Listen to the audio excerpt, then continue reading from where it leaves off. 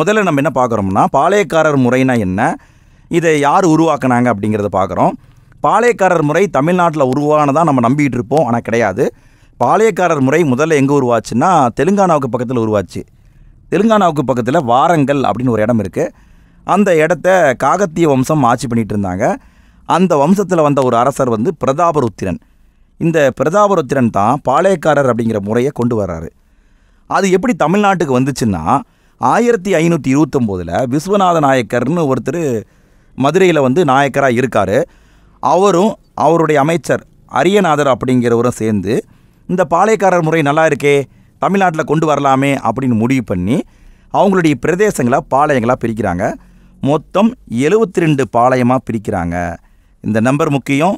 எத்தனை பாளையம் இருக்குது? 72 பாளையம் இருக்குது. தமிழில் வந்து நம்ம பாளையக்காரர் முறை அப்படின்னு சொல்லுவோம். அதுவே ஆங்கிலேயர்கள் போலிக்கார் அப்படின்னு சொல்லுவாங்க. அடுத்து இந்த 72 பாளையத்தையும் ஒவ்வொரு தலைவருடைய கட்டுப்பாட்டில் வெட்டுறாங்க. அந்த ஒவ்வொரு தலைவரும் அந்தந்த ஏரியாவுக்கு பொறுப்பானவங்க.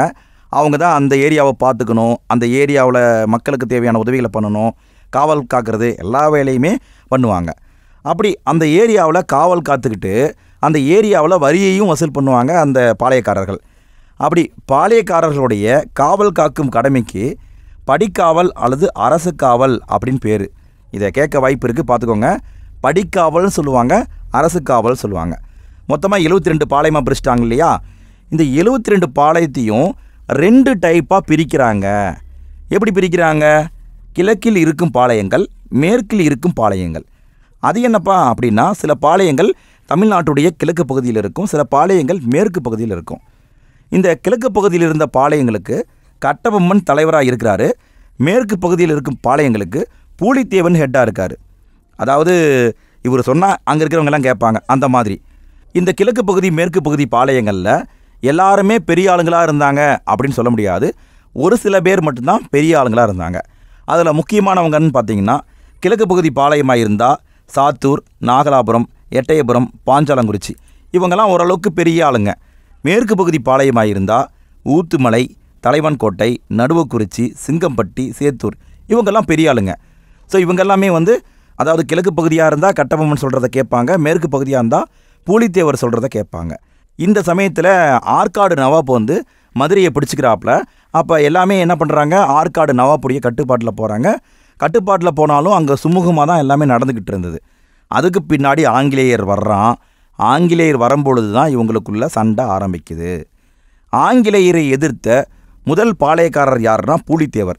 இவருடைய காலம் 1755 to 1767.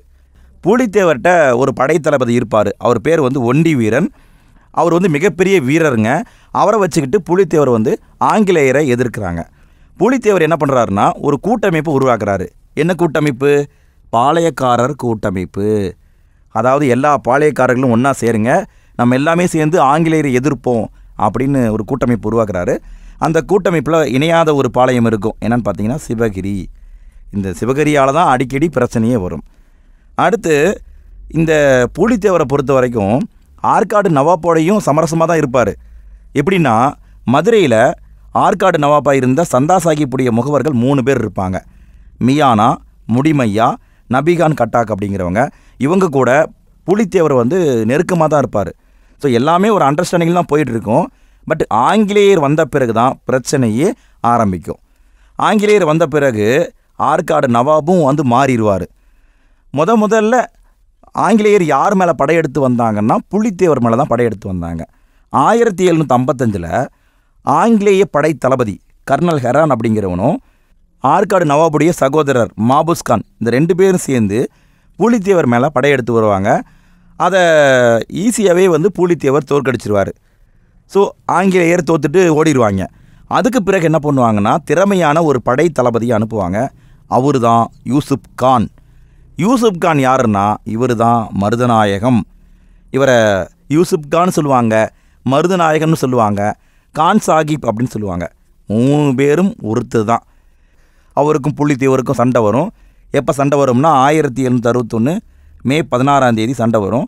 அந்த சண்டையில் யூசுப் கான் ஜெயிச்சிருவார், பூலித்தேவர் தோற்றுருவார். பூலித்தேவர்கிட்ட 3 மிகப்பெரிய கோட்டைகள் இருக்கும். நெற்கட்டும் செவல், வாசுதேவநல்லூர், பனையூர். இந்த 3 கோட்டைகளையும் மருதுநாயகம் பிடிச்சுக்குவார். ஆனால் ஆங்கிலேயர் பிற்காலத்தில் மருதுநாயகத்தையும் தூக்கில் போட்டுருவாங்க. 1764 மருதுநாயகத்தை ஆங்கிலேயர்கள் தூக்கில் போட்டுருவாங்க. திரும்பவும் புலித்தேவர் வந்து நாட்டை பிடிப்பார். 1764 பிடிச்சிருவார். ஆனால் 1767 கேப்டன் கேம்பல் அப்படிங்கிறவன் திரும்பவும் படையெடுத்து வருவான். அந்த போரில் வந்து புலித்தேவர் தோற்றுருவார்.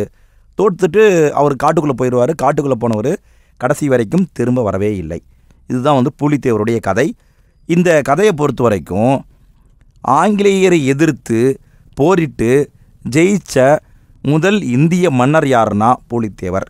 இதை மட்டும் நன்றாக பார்த்து கொள்ளுங்கள். அடுத்து நம்ம பார்க்குறது வேலுநாச்சியாரை பார்க்குறோம். வேலுநாச்சியாருடைய காலம் 1730 to 1796. இவங்க யாருப்பா அப்படின்னு கேட்டிங்கன்னா, ராமநாதபுரத்தை ஆட்சி பண்ணிக்கிட்டு இருந்த செல்லமுத்து அப்படிங்கிறவங்களுடைய ஒரே மகள். இவங்களை சிவகங்கையை ஆட்சி பண்ணிக்கிட்டு இருந்த முத்து வடுகநாதர் அப்படிங்கிற மன்னருக்கு செல்லமுத்து அவங்க வந்து திருமணம் பண்ணி கொடுக்குறாங்க. சந்தோஷமாக வாழ்ந்துட்டு இருக்காங்க. ஆங்கிலேயர் எங்கே போனாலும் சந்தோஷம் இருக்குமா? இருக்காதுல்ல. ஸோ ஆங்கிலேயர் என்ன பண்ணுறாங்கன்னா, முத்து வடுகநாதர் மீதும் போர் தொடுத்து வர்றாங்க. அப்படி வந்து போர் தொடுத்து வரும்பொழுது போர் வந்து பயங்கரமாக நடக்குது. எப்போ நடக்குதுன்னா 1772 காளையார் கோவில் அப்படிங்கிற இடத்துல நடக்குது. அந்த போரில் முத்து வடுகநாதரும் ஆங்கில படை தளபதி லெப்டினன்ட் கர்னல் பான்ஜோர் அப்படிங்கிறவரும் சண்டை போடுறாங்க. 2 பேரும் பயங்கரமாக சண்டை போடுறாங்க. ஒரு கட்டத்தில் முத்து வடுகநாதர் இறந்துடுறாரு. அந்த போரில் ஆங்கிலேயர் ஜெயிச்சிடுறாங்க. முத்து வடுகநாதர் இறந்த உடனே வேலுநாச்சியார் அங்கிருந்து தப்பிச்சு திண்டுக்கலுக்கு பக்கத்தில் இருக்கிற விருப்பாச்சி அப்படிங்கிற இடத்துல 8 ஆண்டுகள் போய் தலைமறைவாக மறைஞ்சி வாழ்ந்துக்கிட்டு இருப்பாங்க. அந்த காலத்தில் அவங்களுக்கு சப்போர்ட்டாக உதவிகள்லாம் பண்ணி அவங்கள காப்பாற்றினது யாருன்னா திண்டுக்கலுடைய நாயக்கராக இருந்த கோபால நாயக்கர் அப்படிங்கிறவர். அடுத்து வேலுநாச்சியார் நாட்டை எப்படி திரும்பவும் பிடிக்கலாம் அப்படிங்கிறத யோசிக்கும்போது அப்போ வந்து மைசூர் பகுதியை ஆட்சி பண்ணிக்கிட்டு இருந்தவர் யாருன்னா ஹைதர் அலி. திப்பு சுல்தான் கிடையாது, நல்லா பாருங்கள், ஹைதர் அலி. ஸோ ஹைதர் அலிகிட்ட போய் பேசலாம் அப்படின்னு சொல்லி ஹைதர் அலிகிட்ட போய் பேசுகிறாங்க. அப்போ அவர் வந்து ரொம்ப சந்தோஷப்பட்டு, சரி ஓகே, உங்களுக்கு நான் 5000 குதிரைப்படை வீரர்களை நான் கொடுக்குறேன் அப்படிங்கிற மாதிரி அவர் சொல்லுவார். குதிரைப்படை வீரர்களையும் கொடுப்பார். அந்த குதிரைப்படை வந்து திண்டுக்கல் கோட்டையுடைய படை தலைவனாக இருந்த சையத் அப்படிங்கிறவருடைய தலைமையில் வேலுநாச்சியார்ட்ட வந்து சேரும். வேலுநாச்சியாருடைய ஆண்கள் படைப்பிரிவுக்கு மருது சகோதரர்கள் வந்து தலைமை இருக்கிறாங்க. பெண்கள் படைப்பிரிவுக்கு குயிலி அவங்க வந்து தலைமையாக இருக்கிறாங்க. பெண்கள் படைப்பிரிவுக்கு பேர் வச்சுருக்காங்க பாருங்கள், உடையாள். நல்லா கவனிங்க. அதாவது குயிலிங்கிறவங்க படை தளபதி, அந்த படைப்பிரிவுக்கு பேர் வந்து உடையாள். அடுத்து வேலுநாச்சியார் போய் பயங்கரமாக சண்டை போடுறாங்க. சிவகங்கையை திரும்பவும் மீட்கிறாங்க. எப்போ மீட்டாங்க? 1780 மீட்டாங்க. இங்கேயும் ஒரு முக்கியமான பாயிண்ட்டை கவனிக்கணும். இந்தியாவில் ஆங்கிலேய ஆதிக்கத்தை எதிர்த்து போரிட்டு ஜெயிச்ச முதல் பெண்ணரசி யாருன்னா வேலுநாச்சியார் இவங்க தான். அடுத்து நம்ம பார்க்குறது கோபால நாயக்கர். கோபால நாயக்கர் யாருன்னா வேலுநாச்சியாருக்கு சப்போர்ட்டாக இருந்தார்ல இவர் திண்டுக்கல் கூட்டமைப்புடைய தலைவர். இந்த கூட்டமைப்பில் இன்னும் சில நாயக்கர்கள் இருக்காங்க. மணப்பாறையுடைய லட்சுமி நாயக்கர், தேவதானப்பட்டியுடைய பூஜை நாயக்கர், இவங்கெல்லாம் வந்து இதில் இருக்காங்க. இந்த திண்டுக்கல் கூட்டமைப்பை பொறுத்த வரைக்கும் ஒரு வலுவான அமைப்பாக இருந்திருக்கு. இதை பார்த்த திப்பு சுல்தான், நல்லா பாருங்கள், ஹைதர் அலி கிடையாது, திப்பு சுல்தான், அவர் என்ன பண்ணியிருக்காருன்னா ஒரு நட்புறவு குழு அமைச்சிருக்கிறாரு. நம்ம எல்லாமே நண்பர்களாக இருப்போம் அப்படிங்கிற மாதிரி. அடுத்து பிற்காலத்தில் இந்த கோபால நாயக்கர் வந்து கோயம்புத்தூரை மையமாக வச்சு 1801 ஆங்கிலேயரை எதிர்ப்பார். ஆனால் துரதிர்ஷ்டவசமாக ஆங்கிலேயர் இவரையும் தோற்கடிச்சிருவாங்க. அடுத்து நம்ம பார்க்குறது வீரபாண்டிய கட்டபொம்மன். இவருடைய காலம் 1790 to 1799. வீரபாண்டிய கட்டபொம்மனுடைய அப்பா யாருன்னா ஜெகவீரபாண்டிய கட்டபொம்மன் அப்படிங்கிறவர். இவருக்கு 30 வயசாக இருக்கும்போது தான் இவர் வந்து அந்த பகுதியுடைய பாளையக்காரராக வந்திருப்பார். இவருடைய அமைச்சர் பேர் வந்து சிவசுப்பிரமணியம். வீரபாண்டிய கட்டபொம்மன் ஆரம்பத்தில் வந்து ரொம்ப சாஃப்டான டைப்பாக தான் இருந்திருக்காரு. அதை வந்து பிரிட்டிஷ்காரங்களே சொல்லியிருக்காங்க.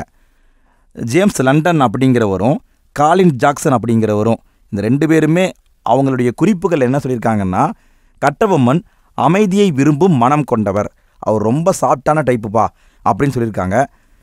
வீரபாண்டிய கட்டபொம்மனுடைய காலத்தில் ராமநாதபுரத்துடைய ஆட்சியாளராக இருந்தது யாருன்னா ஜாக்சன் அப்படிங்கிறவர். சென்னையுடைய ஆளுநர் யாருன்னா எட்வர்டு கிளைவ் அப்படிங்கிறவர்.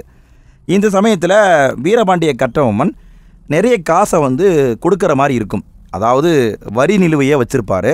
இவ்வளோன்னு பார்த்தீங்கன்னா 1798 வாக்கில் 3310 பக்கோடாக்களாக அவர் தர மாதிரி இருக்கும். அவர் தர வேண்டியதாக இருக்கும். அவர் தராமையே டிலே பண்ணிகிட்டே இருப்பார். அந்த சமயத்தில் ராமநாதபுரத்துடைய ஆட்சியாளர் ஜாக்சன் என்ன பண்ணுவார்னா, கட்டபொம்மனை நேரில் வந்து சந்திக்க சொல்லுவார். எப்போனா 1798 ஆகஸ்ட் 18 வந்து சந்திக்க சொல்லுவார். ஆனால் அந்த சமயத்தில் தான் கட்டபொம்மன் வானம் பொழிகிறது பூமி விளைகிறது, நான் வந்து சந்திக்க மாட்டேன் அப்படின்னு சொல்லிடுவார். பிறகு போய் சந்திக்கலாமே அப்படிங்கும்போது ஜாக்சன் வந்து சந்திக்க விட மாட்டான். நான் ஒன்றை பார்க்க மாட்டேன் அப்படின்ட்டுருவான். ஒரு வழியாக 1798 செப்டம்பர் 19 2 பேருமே சந்திப்பாங்க. அப்போ கட்டபொம்மனை கைது பண்ண முயற்சிப்பாங்க. அப்போ கட்டபொம்மனுடைய தம்பி ஊமைத்துறை போய் கட்டபொம்மனை காப்பாற்றுவார். அப்போது லெப்டினன்ட் கிளார்க் அப்படிங்கிற ஒரு அதிகாரி அவரை வந்து கொன்றுருவாங்க. கட்டபொம்மனும் தப்பிச்சு போயிடுவார். ஜாக்சனும் வந்து பிரிட்டிஷ்காரங்கிட்ட போய் சொல்லிடுவான், இந்த மாதிரி கட்டபொம்மன் வந்து கொன்னுட்டு தப்பிச்சிட்டான் அப்படிங்கிற மாதிரி. உடனே சென்னையோடைய ஆளுநராக இருந்த எட்வர்டு கிளைவ் என்ன பண்ணுவார்னா, 2 பேருமே வர சொல்லுவார். சரி வாங்க வந்து நடந்ததை சொல்லுங்கள், நாங்கள் முடிவு பண்ணிக்கிறோம் அப்படிங்கிற மாதிரி கூப்பிடுவாங்க. 3 பேர் கொண்ட குழு அமைப்பாங்க. அந்த குழுவில் யார் யார் இருப்பாங்கன்னா, வில்லியம் ப்ரவுன், வில்லியம் ஓரம், ஜான் காசா மேசர், இந்த 3 பேர் கொண்ட குழு அமைச்சிருப்பாங்க.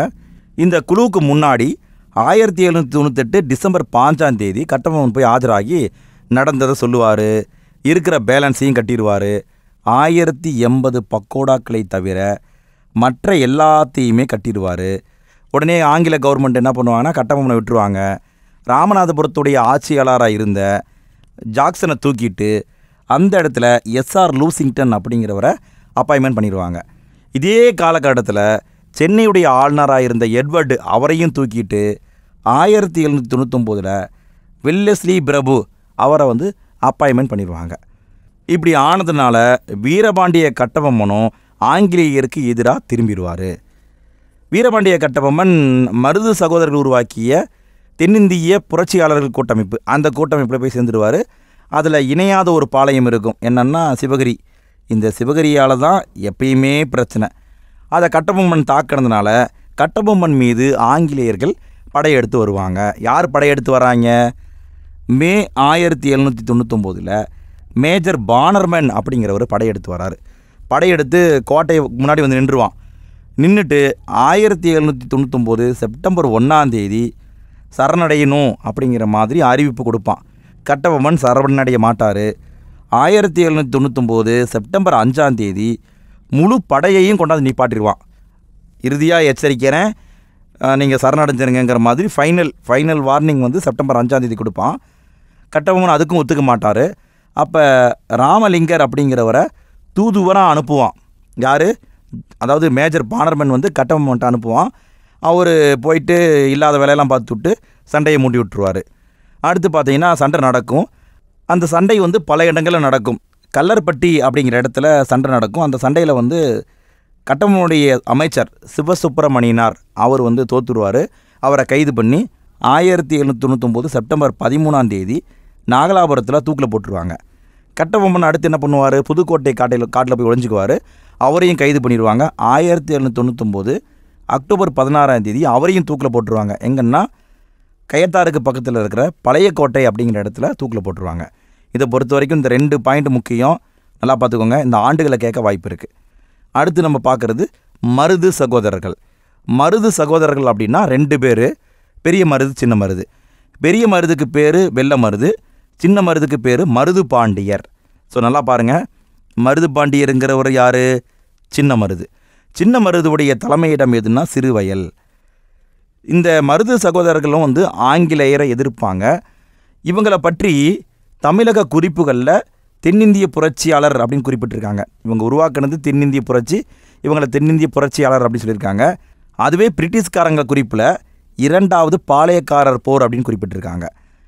அடுத்து மருது சகோதரர்கள் என்ன பண்ணுறாங்கன்னா, அப்போ அவங்களுடைய காலகட்டத்தில் இருந்த எல்லா தலைவர்களையும் ஒன்றா திரட்டுறாங்க, ஒரு கூட்டத்தை போடுறாங்க. 1800 ஏப்ரலில் விருப்பாச்சி அப்படிங்கிற இடத்துல ஆங்கிலேயர் எதிர்த்து எல்லாருமே சண்டை போடுவோம் அப்படிங்கிற முடிவுக்கு வர்றாங்க.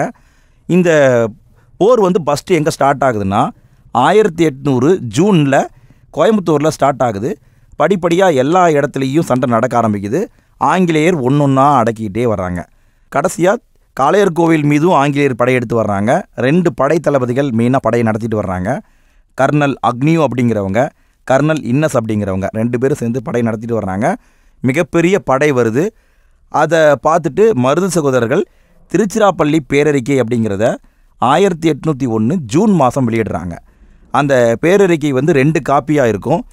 ஒரு காப்பியை திருச்சியில் இருந்த நவாப்புடைய கோட்டையுடைய முன் சுவரில் ஒட்டுறாங்க. இன்னொரு காப்பியை திருச்சியில் இருந்த ஸ்ரீரங்கம் கோயிலுடைய முன் சுவரில் ஒட்டுறாங்க. ஸோ 2 காப்பி, ஒவ்வொரு காப்பியையும் வேறு வேறு இடத்துல வைக்கிறாங்க. மிகப்பெரிய படை வருது, 2 பேரும் சண்டை போடுறாங்க. இருந்தாலும் இவங்க தோத்துடுறாங்க. மருது சகோதரர்களை 1801 அக்டோபர் 24 தூக்கில் போட்டுறாங்க. எங்கன்னா திருப்பத்தூர் அப்படிங்கிற இடத்துல தூக்கில் போட்டுறாங்க.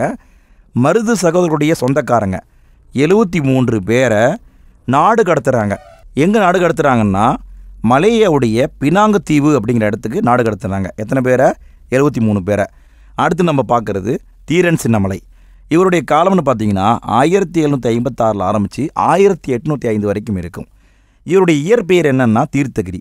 இவர் கொங்கு நாட்டு பாளையக்காரர்.